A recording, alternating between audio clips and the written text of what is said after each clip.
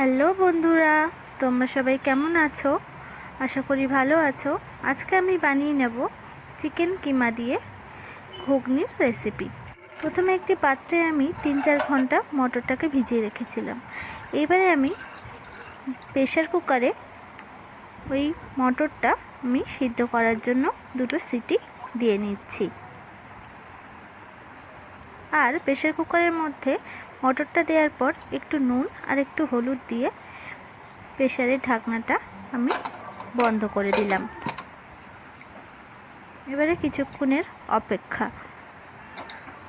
এই রেসিপিটা বানানোর জন্য আমার লাগছে পেঁয়াজ, লাগছে আলু, এবারে লাগছে রসুন, আদা, টমেটো আর চিড়ে রাখা কাঁচা লঙ্কা। দেখুন, মাংসের কিমাটা আমি একটি প্লেটে নিয়ে চলে এসেছি। দেখুন, এদিকে আমার মটরটাও সিদ্ধ হয়ে গেছে। মটরটাকে আমি একটু প্রেস করে দেখাচ্ছি। দেখুন, ভালোভাবেই মটরটা সিদ্ধ হয়ে গেছে। এবারে আমি এটাকে সাইডে রেখে একটি কড়াই নিয়ে নিয়েছি। গ্যাসের ফ্লেমটাকে জ্বালিয়ে দিলাম। কড়াইটা ভালো মতো গরম হলে দিয়ে দিচ্ছি এবার আমি সর্ষের তেল।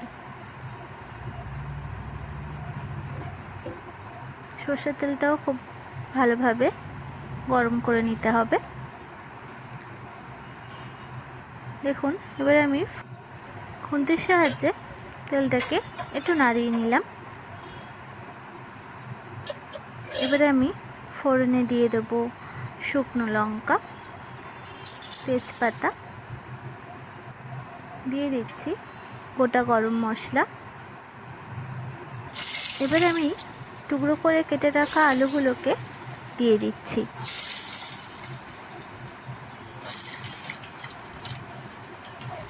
আমার চ্যানেলে নতুন হয়ে থাকলে প্লিজ ভিডিওটি সাবস্ক্রাইব করে দেবেন।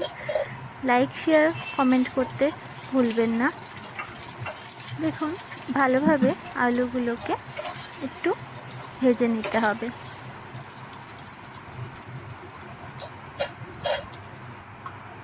এবারে আমি দিয়ে দিচ্ছি কুচনো পেঁয়াজ,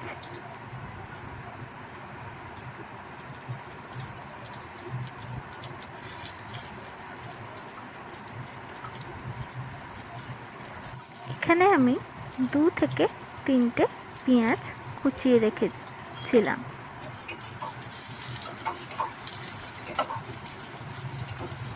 দেখুন, আলুর সাথে পেঁয়াজটা বেশ ভালো করে ভেজে নিতে হবে। যতক্ষণ না পর্যন্ত পেঁয়াজটা একটু লালি লালি হচ্ছে ততক্ষণ ভালোভাবে একটু ভাজতে হবে।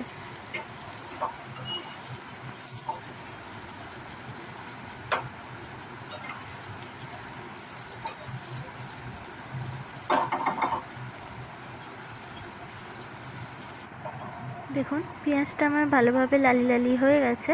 এবার আমি তার উপর দিয়ে দিচ্ছি নুন। নুনটা দিয়েও আমি খুন্তির সাহায্যে ভালোভাবে নাড়িয়ে নিচ্ছি।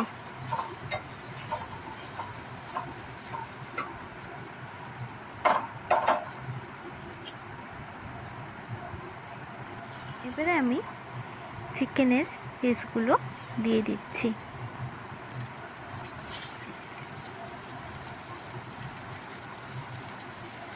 চিকেনের পিসটা এখন দিলাম কারণ চিকেনের সাথে যে আলুটা ভাজা ভাজা হয়ে যাচ্ছে, চিকেনের গন্ধটা সেরকমভাবে থাকবে না। সুন্দরভাবেই চিকেনটা সিদ্ধ হয়ে যাবে। দেখুন, চিকেনটা ভাজার সাথে সাথে চিকেনের কালারটা চেঞ্জ হয়ে যাচ্ছে।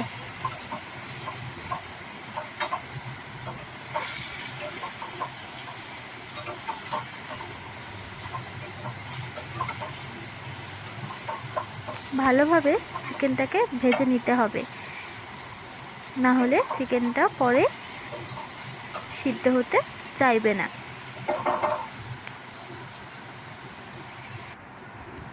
দেখুন, চিকেনটা আমার ভালোভাবে ভাজা হয়ে গেছে। এবারে আমি দিয়ে দিচ্ছি টুকরো করে রাখা টমেটো কুচি।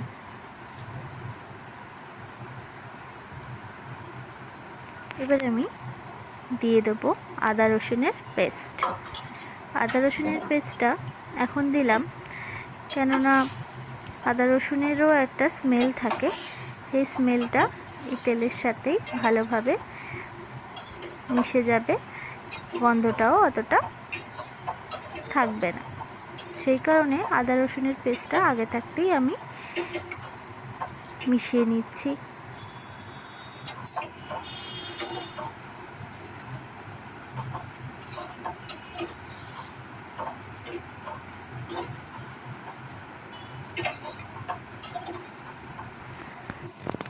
ভালোভাবে নাড়িয়ে নিচ্ছি।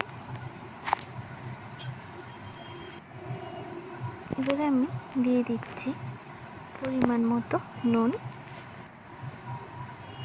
দিয়ে দিচ্ছি হলুদ, এবারে আমি দিয়ে দেব লাল লঙ্কার গুঁড়ো, আর দিয়ে দিলাম কাশ্মীরি লঙ্কার গুঁড়ো। এবারে একসাথে গুঁড়ো মশলাগুলো যাতে চিকেনের সাথে ভালোভাবে মিশে যায়, ভালোভাবে মিশিয়ে নিলাম।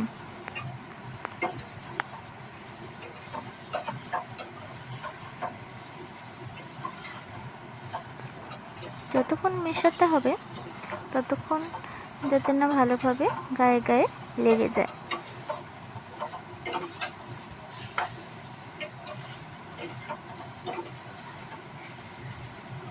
দেখুন মেশাতে মেশাতে কালারগুলো চেঞ্জ হয়ে গেছে।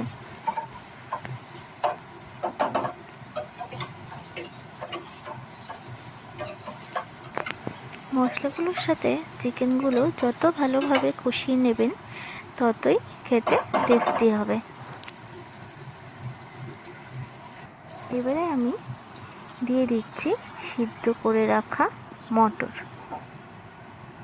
প্রেসারে যে জলটার সাথে আমি মটরগুলো সিদ্ধ করে রেখেছিলাম সেই জলটা আমি ঢেলে দিয়েছি,